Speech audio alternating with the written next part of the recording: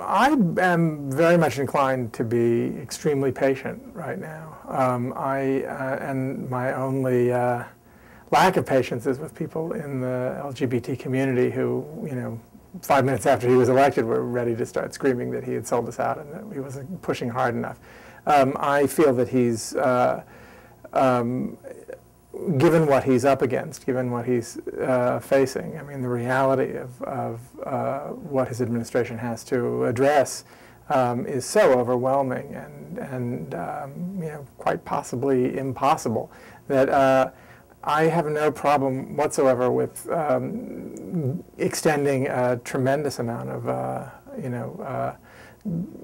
good faith in his direction, and I think there's a kind of pressure that needs to be maintained on the administration, although I don't actually believe that it's the sort of pressure that would need to be brought to bear on an administration that was inclined to move to the right. I don't think that he is. I mean, I think he's the first genuinely progressive person in that office, possibly since FDR. I mean, I don't know, maybe Jimmy Carter. Other people have had sort of progressive-ish qualities, but I think he's a genuinely progressive, sane, thoughtful person. And I think that the hate crimes legislation was something that he pushed for and helped to get through.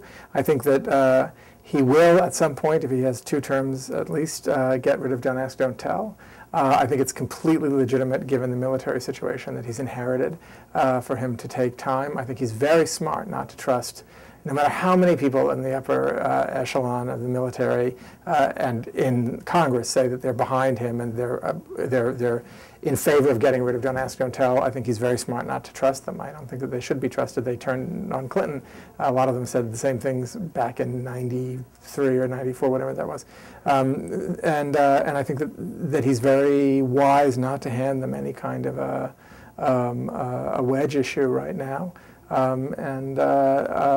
think that in terms of same-sex marriage, I mean, Biden has basically said that he's pro same-sex marriage, so is Hillary Clinton, and Obama hasn't, but there's no question whatsoever that he obviously is completely in favor of the 14th Amendment, which is really the end of the argument. And he's a constitutional scholar, and I don't think there's any possibility that he doesn't understand what this issue is. But I don't think there's any possibility that he could declare himself in favor of same-sex marriage right now and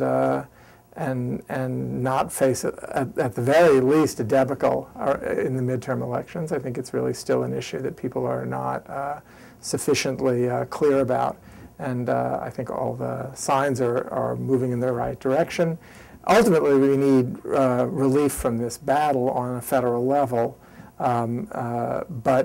And I don't really understand how this is going to happen. It's not going to be a constitutional amendment, so I think that our best hope is in the courts.